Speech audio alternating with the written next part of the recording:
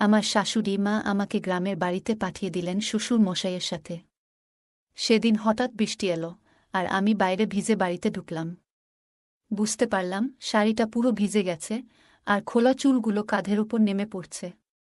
বৃষ্টির জল মুখ দিয়ে গড়িয়ে পড়ছিল, আর ঠান্ডা বাতাসে একটা শীতল অনুভূতি হচ্ছিল। বৃষ্টিতে ভেজার অভিজ্ঞতাটা যেন একেবারে অন্যরকম ছিল।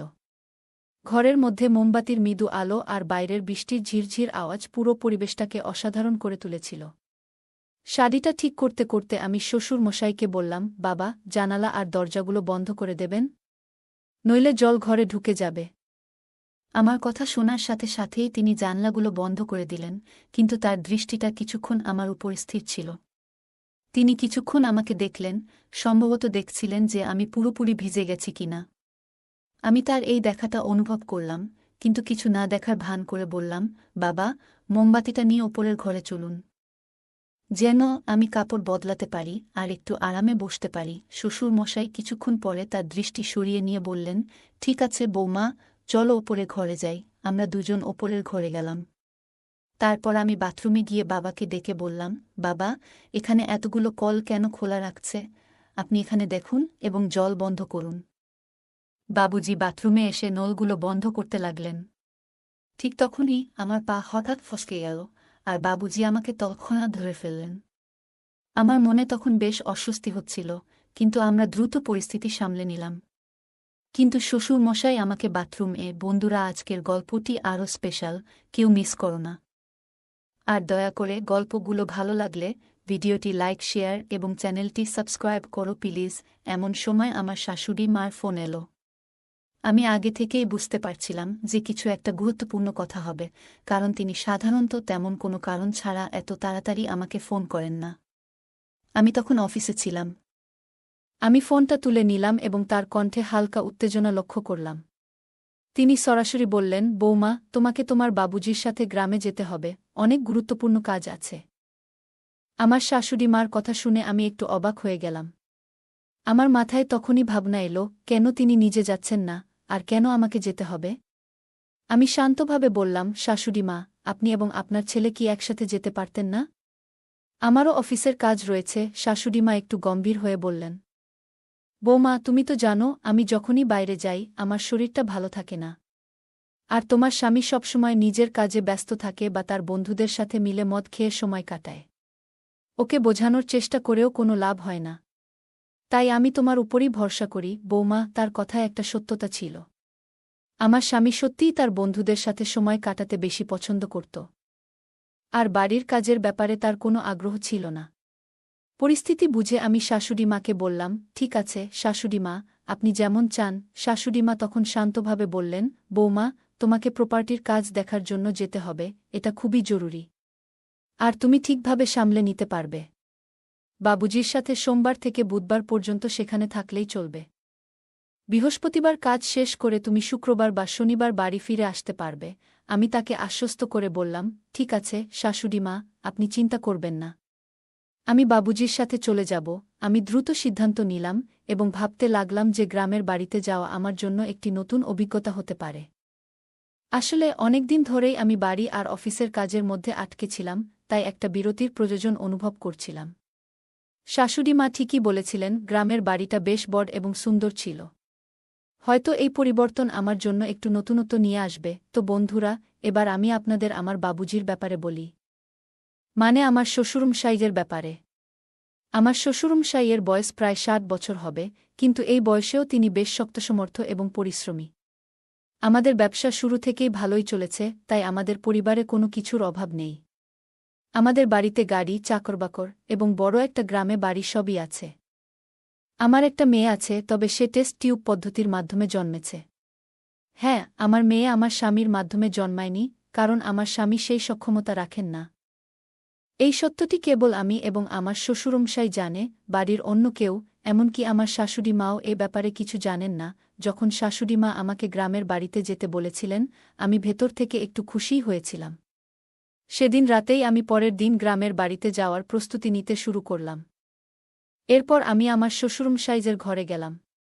আমাদের বাড়িতে সবসময় একটি নিয়ম ছিল যে মহিলারা বাড়ির ভেতর মাথায় শাড়ির আঁচল রাখবে। আমাদের বাড়ির নিয়ম ছিল যে কোনো পুরুষের সামনে মাথার আঁচল ছাড়া থাকা ঠিক নয়। হ্যাঁ, আমি নিজেকে এক সংস্কারী বৌমা হিসেবে গর্ব করি। আমি তখন আমার শ্বশুরমশাইয়ের ঘরে প্রবেশ করলাম। কিন্তু দেখলাম তিনি তখন বই পড়ছেন। আমি বললাম, বাবুজি, বইটা বেশিক্ষণ পড়বেন না, কাল আমাদের খুব সকালে গ্রামের বাড়ি রওনা দিতে হবে। আপনি তো নিজেই আমাকে এটা বলেছিলেন। আমি শ্বশুরমশাইয়ের ব্যাগেও কিছু প্রয়োজনীয় জিনিস রেখেছিলাম, তবে তখন লক্ষ্য করলাম তার মনোযোগ অন্য কোথাও ছিল। তিনি বইয়ের দিকে না তাকিয়ে অন্যদিকে দেখছিলেন। একটা বিষয় বলা হয়নি, আমার নাম প্রিয়া। আমি একজন সাধারণ কিন্তু আত্মবিশ্বাসী নারী, যে একটি সুশীল পরিবার থেকে এসেছি। আমার বয়স ৩০ বছর, উচ্চতা ৫ ফুট ২ ইঞ্চি এবং আমি একটু স্বাস্থ্যবান। আমার গায়ের রং ফর্সা। আমি যখন শাড়ি পরি, সেটা অনেকটা মডেল বিপাশা বসুর মতো স্টাইলে পরি, আর প্রায় লোকের দৃষ্টি আমার দিকে আটকে যায়।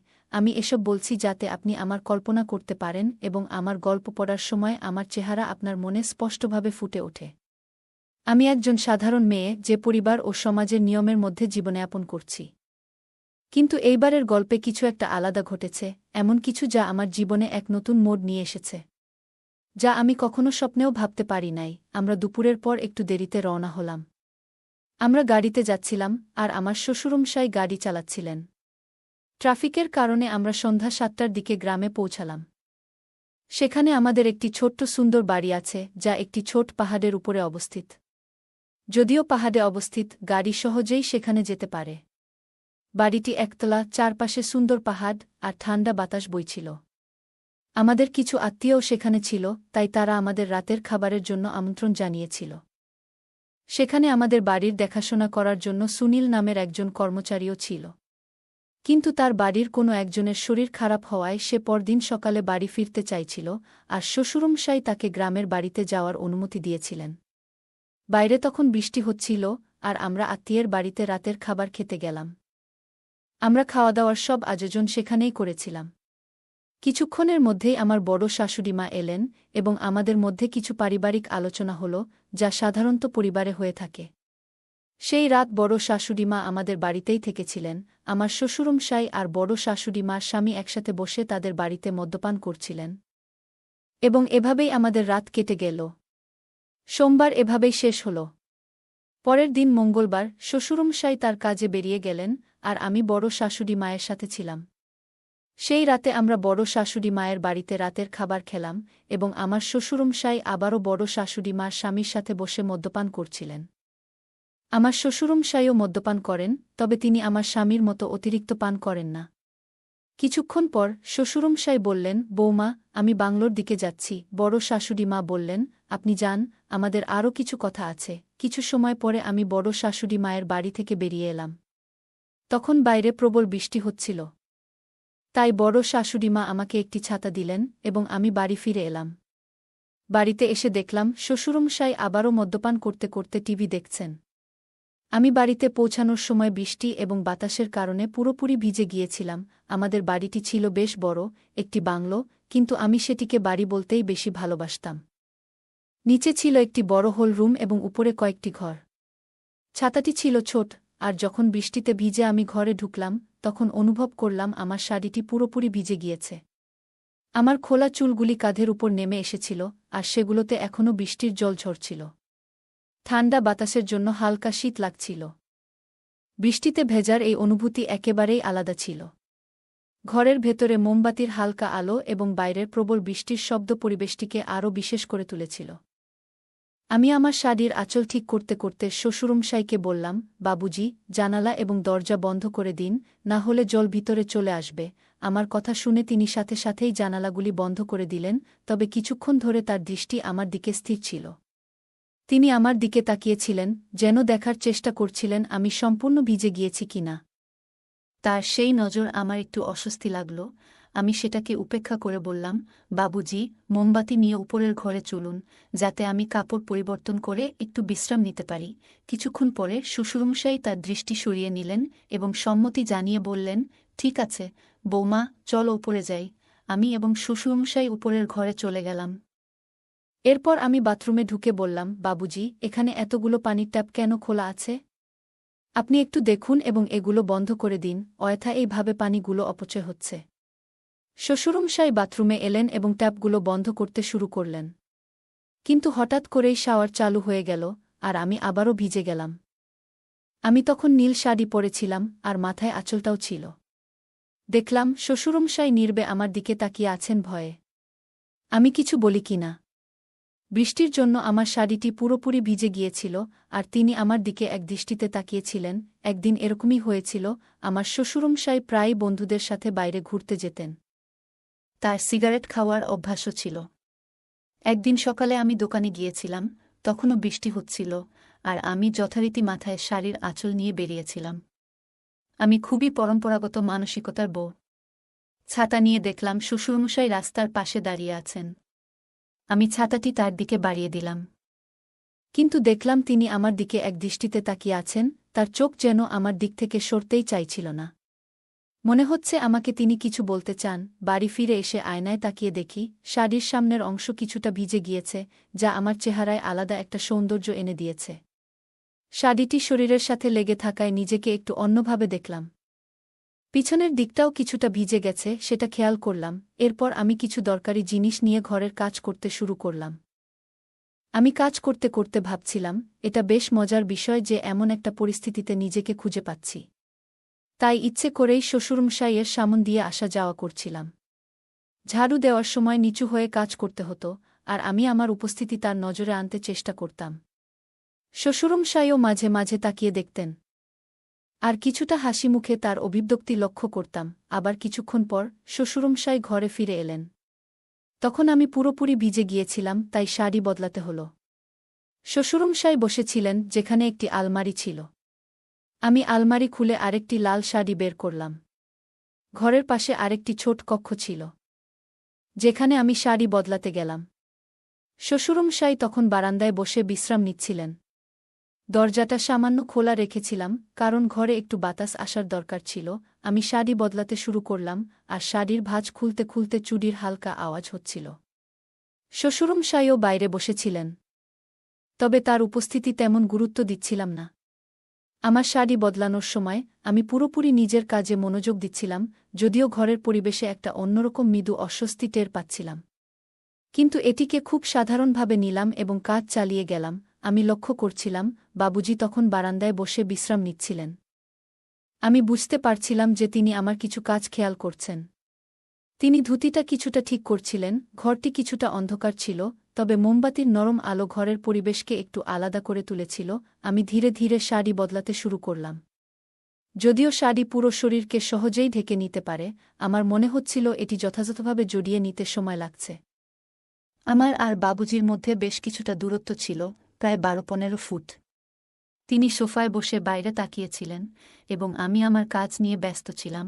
আমি আমার চপ্পলের বোতাম খোলার চেষ্টা করছিলাম, যা বেশ শক্ত হওয়ায় খুলতে কিছুটা সময় লাগছিল। অবশেষে অনেক চেষ্টা করে বোতামটা খুলতে পেরেছি। বাবুজি তখন ধুতিটা একটু ঠিক করছিলেন, এবং তার সামান্য নড়াচড়া ঘরের অন্ধকারের মধ্যেও আমি দেখতে পাচ্ছিলাম। আমি চপ্পলের শেষ বোতামটা খুলে একটু অন্যদিকে ঘুরলাম। হয়তো তিনি তখন চারপাশের সবকিছু ভালোভাবে লক্ষ্য করতে পারছিলেন, কারণ রাত তখন প্রায় 1টা। আমি বাবুজির দিকে একটু বেশি ঘুরে গিয়েছিলাম। শাড়ি বদলানোর সময় আমার চুড়ির শব্দ ঘরে প্রতিধ্বনিত হচ্ছিল। শাড়ি পাল্টাতে পাল্টাতে আমি বললাম, বাবুজি, আজ আপনার দিন কেমন কাটল? আজ তো অনেক কাজের মধ্যে ছিলেন, মনে হয় ক্লান্ত হয়ে পড়েছেন। বাবুজি ধুতির কিছুটা ঠিকঠাক করতে করতে বললেন। হ্যাঁ বৌমা, আজ কাজ অনেক ছিল, কিন্তু আমি ক্লান্ত নই।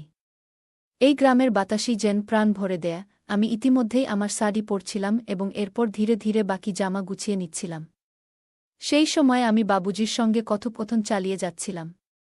ঘরে বিদ্যুৎ ছিল না, তাই আমি একটা মোমবাতি জ্বালিয়েছিলাম, যার আলো বাবুজির মুখটা ঠিকভাবে দেখা যাচ্ছিল না। আমি বাবুজিকে বললাম, বাবুজি, মা আর কাকাকে নিয়ে খুব চিন্তায় আছি। বাবুজি বললেন, বুমা, তোমার চিন্তা করার কিছু নেই। আমি বললাম, বাবুজি, গত রাতের মতো আজও বারান্দায় শুইতে যাবেন না। বাইরে আজ অনেক বাতাস আর ঠান্ডা। আমাদের বিছানাটা বড়। আমার সঙ্গে বিছানাতেই শুয়ে পড়বেন। আমার কথা শুনে তিনি চুপ থাকলেন, কিছু বললেন না। আমি আবার শাড়ি পরতে শুরু করলাম, মনোযোগ দিয়ে শাড়ির শেষ অংশটা ঠিক করে নিলাম। ঘুরে দাঁড়িয়ে নিজেকে সামলে নিলাম, তারপর হালকা হাসি দিয়ে বাবুজিকে জিজ্ঞেস করলাম, বাবুজি, আমার শাড়ি কেমন লাগছে? বাবুজি একটু অবাক হয়ে তাকালেন। আমি আবার বললাম, বাবুজি, নতুন শাড়িতে কেমন লাগছে? এরপর আমি বারান্দার দিকে হাঁটতে শুরু করলাম। বাবুজি তখনও সোফায় বসেছিলেন, আমার দিকে তাকিয়ে। আমি বললাম, বাবুজি, আপনি বারান্দায় আসুন, একটু গ্রামের বাতাস খেতে ভালো লাগবে। বাবুজি কিছুক্ষণ পর বারান্দায় এলেন। আমি তাকে আবার জিজ্ঞেস করলাম, বাবুজি, বলুন তো, আমাকে এই শাড়িতে কেমন লাগছে? আমি তখন মাথায় পল্লু দিয়ে দাঁড়িয়েছিলাম। বাবুজি বললেন, হ্যাঁ বৌমা, তোমাকে অনেক সুন্দর লাগছে শাড়িতে। এরপর বললাম, বাবুজি, আপনার সঙ্গে একটা কথা বলার আছে। বাবুজি বললেন, হ্যাঁ বৌমা, কী কথা? আমি বললাম, বাবুজি, আপনার মনে আছে যখন আপনার বন্ধু বা আমার স্বামীর বন্ধুরা আসে, আমি আপনাকে বলি তাদের জন্য চা নিয়ে যান? বাবুজি বললেন, হ্যাঁ বৌমা, মনে আছে। আমি বললাম, তারা আমায় এক বিশেষ দৃষ্টিতে দেখে, কিন্তু এতে আমার অনেক অস্বস্তি লাগত। বাবুজি একটু চিন্তিত হয়ে বললেন, বৌমা, এভাবে ভাবার কোনো দরকার নেই। আমি হালকা হেসে বললাম, বাবুজি, এই বিশ্বাসটা আমাদের মধ্যে থাকুক। আমি জানি আপনি আমাকে কেমনভাবে দেখেন, কিন্তু এতে আমার কোনো আপত্তি নেই। আপনার দৃষ্টিভঙ্গি আমার ভালো লাগে, আপনি অনেক ভালো মনের মানুষ। কিছুক্ষণ চুপ থেকে বাবুজি বললেন, বুমা, তুমি কি খুশি? আমি হেসে বললাম, বাবুজি। এবার আসল কথায় আসি। বাবুজি বললেন, হ্যাঁ বুমা, কি কথা? সংকোচ করো না, বলো। আমি বললাম, বাবুজি, আপনি কি মনে করেন আমি সত্যিই খুশি? হ্যাঁ, আমরা ধনী, আমাদের সব কিছু আছে, গাড়ি, বাড়ি, টাকা। কিন্তু এরপরেও কি আমি খুশি? বাবুজি বললেন, বুমা, তোমাকে খুশি দেখতেই আমার ভালো লাগে। কিন্তু তুমি খুশি নও কেন বলো? আমি একটু চুপ থেকে বললাম, বাবুজি, আপনার ছেলে। বাবুজি প্রশ্ন করলেন, আমার ছেলের কি সমস্যা আছে বলো? আমি গভীর শ্বাস নিয়ে বললাম, বাবুজি, আপনি কি মনে করেন শুধু অর্থ আর সম্পত্তি থাকলেই সুখ পাওয়া যায়? আসল সুখ তো দাম্পত্য জীবনের। বাবুজি কিছুক্ষণ চুপ করে থেকে বললেন, বুমা, তোমার যা বলার আছে খোলাখুলি বলো, সংকোচ করো না। আমি একটু দ্বিধা করে বললাম, আপনার ছেলে এখন আর আগের মতো আমার সাথে সম্পর্ক রাখছে না। আমাদের মধ্যে যে যোগাযোগ ছিল সেটা আর নেই। বাবুজি ধীরস্থিরভাবে শুনলেন। আমি বললাম, আমি জানি বাবুজি, আপনার জীবনেও হয়তো অনেক চাপ আছে, আপনার নিজের জীবনের দায়িত্বগুলোও কম নয়। বাবুজি তখনও শান্তভাবে শুনছিলেন। আমি বললাম, আপনাকে সবসময় খুব শান্ত দেখি, কিন্তু আমি বুঝতে পারি আপনারও হয়তো কিছু অনুভূতি আছে যা আপনি প্রকাশ করেন না। বাবুজি আমাকে দেখে একটু নার্ভাস হয়ে পড়লেন। তারপর হঠাৎই গম্ভীর হয়ে বললেন, বুমা, তুমি কেমন কথা বলছ? আমি কখনো এমন কিছু ভাবিনি।